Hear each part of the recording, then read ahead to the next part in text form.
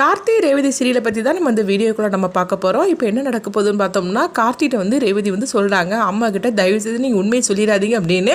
ஆனால் கார்த்தி வந்து சொல்லியிருந்தாங்க, இல்லை இதுக்கு மேலே நான் மறைக்கிறதுக்கு நான் விரும்பலை, அதனால என்ன நடந்தாலும் பரவாயில்ல, நான் உண்மையை சொல்ல போகிறேன் அப்படின்னு அவங்க ஒரு முடிவோடு எடுத்து சொல்லவும், இதை கெட்டதுமே ரேவதி அதிர்ச்சி அடைகிறாங்க. அடுத்து இது எப்படியாவது தடுக்கணும்னு சொல்லிக்கிட்டு ரேவதி வந்து முயற்சி பண்ணுறாங்க. அடுத்து என்னெல்லாம் நடக்க போகுது அப்படிங்கிறத அந்த வீடியோக்குள்ளே நம்ம பார்க்க போகிறோம். நம்ம வீடியோக்குள்ளே போகிறதுக்கு முன்னாடி நம்ம சேனலுக்கு யாரெல்லாம் சப்ஸ்கிரைப் பண்ணலையோ அவங்களாம் சப்ஸ்கிரைப் பண்ணிக்கிடுங்க. பக்கத்தில் உள்ள பெல் பட்டனை கிளிக் பண்ணுங்க. வாங்க வீடியோக்குள்ளே போகலாம். கார்த்தி வந்து சாமி சிலையை மீட்டு எடுத்துகிட்டு வந்துருந்தாங்க. அடுத்து பார்த்தோம்னா பந்தக்கால் ஃபங்க்ஷனும் நல்லபடியாக முடியவும், அப்போ அடுத்து தான் வந்து பரமேஸ்வரி பாட்டி வந்து கார்த்திகிட்ட சொல்கிறாங்க, எப்படியோ எல்லாம் நல்லபடியாக முடிஞ்சுதையா அப்படின்னு சொல்லிட்டு இருக்கும்போதே அப்போ சாமி சிலிட்ட வந்து ஊர் ஜனங்கள்லாம் வந்து மன்னிப்பு கேட்டுட்டு இருக்கிறாங்க.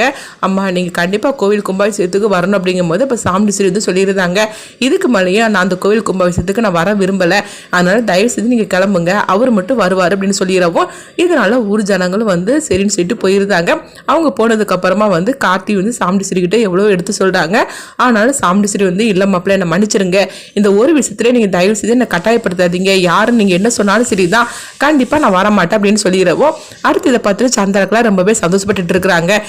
எப்படியோ கோயில் கும்பாபிஷேகத்துக்கு அக்கா வரமாட்டேன்னு சொல்லிட்டா, ஆனால் அதுக்காக இப்போ நம்ம சும்மா விட்டுறக்கூடாது, எப்படியாவது இந்த கோயில் கும்பாபிஷேகத்தை விடாமல் நம்ம தடுத்து நிறுத்தணுமே அப்படின்னு சொல்லிட்டு சந்திரக்கெல்லாம் இன்னொரு பக்கம் திட்டம் போட்டுட்டு இருக்கவும், அப்போ வந்து ரேவதி தான் காட்டுறாங்க. ரேவதி வந்து நினைக்கிறாங்க, கோவில் கும்பாபிஷேகம்னு 2 நாள் தான் இருக்குது, அந்த 2 நாளில் நல்லபடியாகவே வந்து கோயில் கும்பாபிஷேகம் நடக்க ஆரம்பிச்சிடும். ஆனால் அதுக்கப்புறம் இது முடிஞ்சதுக்கப்புறமா இவர் தான் எல்லா உண்மையும் வந்து அம்மா கிட்ட சொல்ல போகிறேன்னு சொல்லிட்டு இருக்காரு. என்ன பண்ணுறதுக்குன்னு தெரியலன்னு சொல்லிட்டு அவங்க யோசனை பண்ணிட்டு இருக்கும்போது அப்போ அங்கே கார்த்தி வராங்க.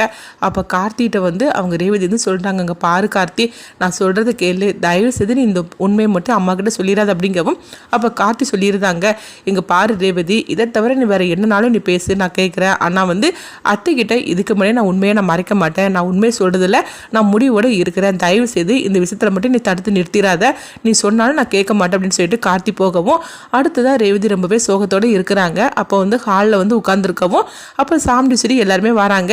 என்ன ரேவதி என்ன யோசனை பண்ணிட்டு இருக்கிற அப்படிங்கும்போது அப்போ கார்த்தியும் வந்துருந்தாங்க. அப்போ ரேவதி கேட்டுட்டு இருக்கிறாங்க, அம்மா எனக்கு குழந்தை பிறந்தாய்க்கு நீங்கள் என்ன பேருமா வைப்பீங்கன்னு சொல்லுவோம்.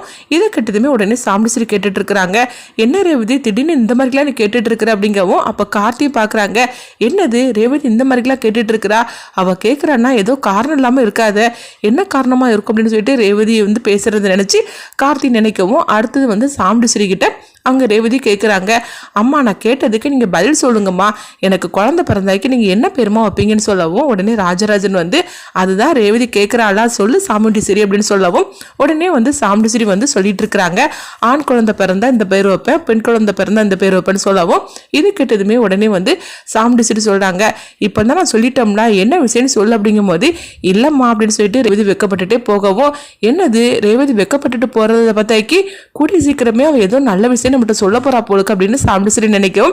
அடுத்து பார்த்தோம்னா சந்திரகலா இதை பார்த்துட்டு அதிர்ச்சி அடைகிறாங்க, என்னது ரேவதி போற பக்கம் சரியில்லை அப்படின்னு சொல்லிட்டு, ஒருவேளை இவ கர்ப்பமா இருப்பாளோ அப்படின்னு சொல்லிட்டு சந்திரகலா வந்து நினைச்சிட்டு இருக்கிறாங்க. அடுத்தது அங்கே பார்த்தோம்னா கார்த்தி தான் காட்டுறாங்க. கார்த்தி ரூமுக்கு வராங்க.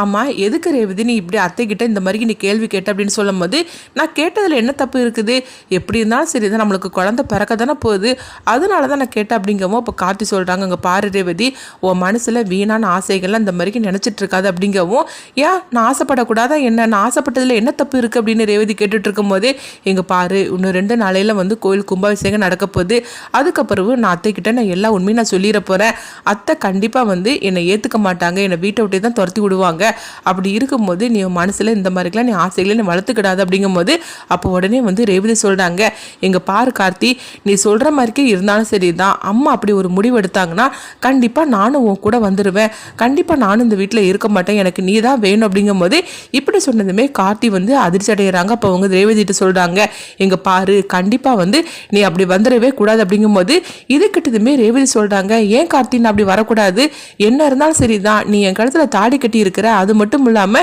நீ எவ்வளவு நல்லவன் தெரியுமா, அதனால நான் உன்னை விட்டு நான் பிரிஞ்சு இருக்க மாட்டேன், அம்மா அப்படின்னு வேண்டான்னு சொல்லி முடிவெடுத்தாக்கி அடுத்த நிமிஷமே நான் எதை பத்தியும் யோசனை பண்ணாம எல்லாத்தையும் உதறி தள்ளிட்டு நான் உன் பின்னாடி வந்துகிட்டே இருப்பேன் அப்படிங்கவும், இது கேட்டதுமே கார்த்தி சொல்றாங்க, கண்டிப்பா நீ அந்த தப்பா பண்ணிடக்கூடாது, அதுக்காக தான் நான் திரும்ப திரும்ப சொல்றேன், அத்தைக்கு எல்லா உண்மையும் தெரிஞ்சு என்னை வீட்டை விட்டு போக சொல்லும் போது கண்டிப்பா நீ என் கூட வரக்கூடாது, நீ இங்கே தான் இருக்கணும்.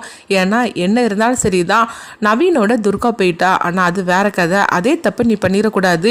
ஏன்னா அத்தைக்கு நீங்கள் எல்லாரும் தான் உயிர், அவங்களுக்கு உலகமே நீங்கள் 4 பேரும் தான். அப்படி இருக்கும்போது நீ வந்து இந்த மாதிரிக்கு தப்பு பண்ணிடக்கூடாது. என்ன சூழ்நிலை நடந்தாலும் சரிதான், நீ அத்தை பக்கத்தில் தான் நீ இருக்கணுமே தவிர நீ என் பக்கத்தில், அதாவது என் கூட நீ வரக்கூடாது அப்படின்னு சொல்லவும், இது கிட்டதுமே ரேவதிக்கு என்ன பண்ணதுன்னே தெரியல. இது என்னது இவர் இந்த மாதிரிக்கு முடிவெடுத்து சொல்றாரு அப்படிங்கவும், அப்போ கார்த்தி வந்து சொல்றாங்க, என் பேச்சை நீ மீற மாட்டேன்னு நினைக்கிறேன் அப்படின்னு கார்த்தி சொல்லவும், இது கேட்டதுமே ரேவதிக்கு என்ன பண்றதுன்னே தெரியல. என்னது இவர் இப்படி முடிவெடுத்து சொல்லிட்டு போறான்னு சொல்லிட்டு ரேவதி அதை பற்றியே நினச்சிக்கிட்டே இருக்கிறாங்க. அப்போ உடனே வந்து அந்த நேரத்தில் அவங்க பாட்டிக்கு ஃபோன் பண்ணுறாங்க. பாட்டி உடனே, என்ன ரேவதி, என்ன இந்த நேரத்தில் ஃபோன் பண்ணியிருக்கிற அப்படிங்கும்போது உடனே வந்து ரேவதி சொல்கிறாங்க, பாட்டி நான் உங்களை பார்த்து நேரடியாக பேசணும், நாளைக்கு நீங்கள் வந்து கோயிலுக்கு வந்துருந்தீங்களான்னு சொல்லவும், என்னம்மா ஏதாவது பிரச்சனை அப்படின்னு சொல்லி கேட்டுட்டு இருக்கவும், ஆமாம் பாட்டி பிரச்சனை தான் வரப்போகுது அப்படிங்கிறாங்க. அதனால் அதெல்லாம் ஃபோனில் பேச முடியாது, நம்ம எப்போவுமே வந்து நம்ம கோயிலில் பார்ப்போம்ல, அங்கே வந்துருங்க பாட்டி அப்படின்னு சொல்லவும் உடனே வந்து பாட்டியும் சரி அப்படிங்கிறாங்க. அடுத்ததாக பார்த்தோம்னா அவங்க ரேவதி வந்து பாட்டியை சந்திக்கிறாங்க. அங்கே பாட்டி வந்து பார்க்கும்போது, என்ன ரேவதி என்ன ஆச்சுது, நேற்றுக்கு ராத்திரி நீ இப்படி ஃபோன் பண்ணதுமே எனக்கு ராத்திரிலாம் தூக்கமே வரல, என்னாச்சுமா ஏதாவது பிரச்சனையாமா அப்படின்னு சொல்லி கேட்டுட்டு இருக்கும்போது அப்போ ரேவதி வந்து கண்கலங்கி அழுதுகிட்டு பாட்டியை கட்டி பிடிச்சி அழுதுகிட்டு இருக்கிறாங்க. பாட்டியும் வந்து ரேவதி சொல்லுமா, நீ என்னன்னு சொன்னா தானமா எனக்கு தெரியும் அப்படின்னு சொல்லிட்டு இருக்கும்போது, இங்கே பாருங்க பாட்டி, நான் கார்த்தி வந்து எவ்வளவோ நான் அவர்கிட்ட நான் எடுத்து சொல்லிட்டேன் உண்மையை சொல்ல வேண்டான்னு, ஆனால் அவர் கண்டிப்பாக நான் அந்த உண்மையை சொல்ல தான் செய்வேன்ட்டாரு.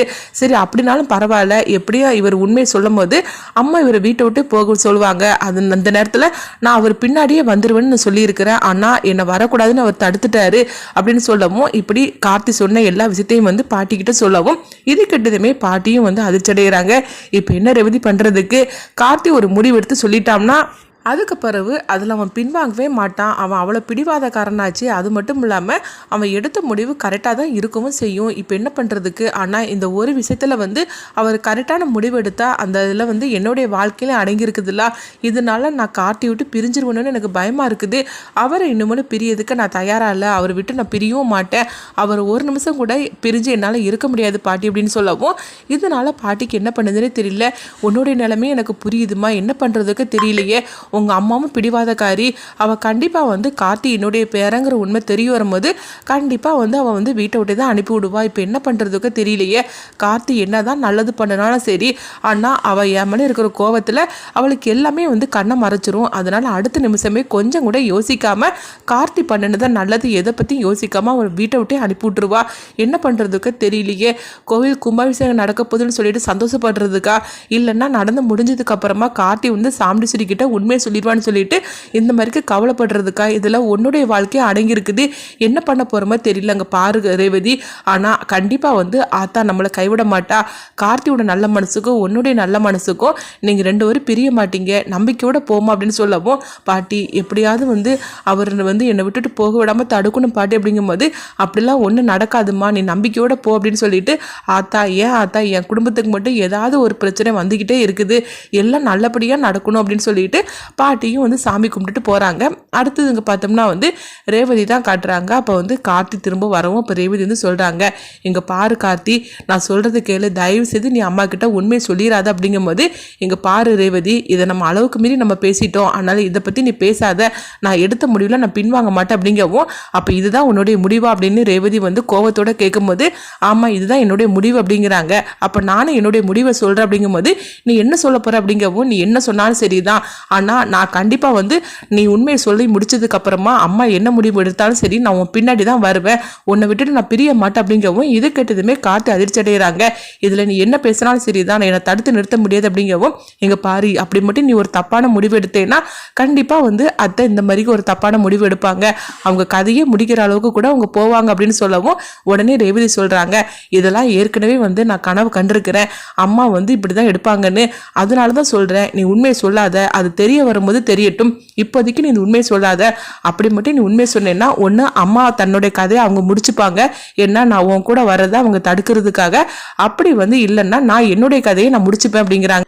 இப்படி ரேவதி சொன்னதுமே கார்த்தி வந்து பார்க்குறாங்க, என்ன ரேவதி சொல்லிட்டு இருக்கிற அப்படிங்கும்போது, ஆமாம் நீ சொல்ல போகிற உண்மையில் 2 உயிர் உன் கையில் தான் இருக்குது, நீ உண்மை சொன்னீங்கன்னா கண்டிப்பாக நான் உன் கூட தான் வருவேன், அப்படி இருக்கும்போது அம்மா என்னை போக விடாமல் தடுக்கிறதுக்காக அவங்க இந்த மாதிரிலாம் என்னை மிரட்டுவாங்க, ஆனால் அப்படி வந்து நீ சொல்கிறதில் நான் கேட்கணும்னு நினச்சேன்னா நான் வந்து என்னுடைய கதையை நான் முடிச்சுப்பேன் அப்படிங்கிறாங்க. இதனால் கார்த்தி என்ன முடிவு எடுக்க போகிறாங்க பார்க்க.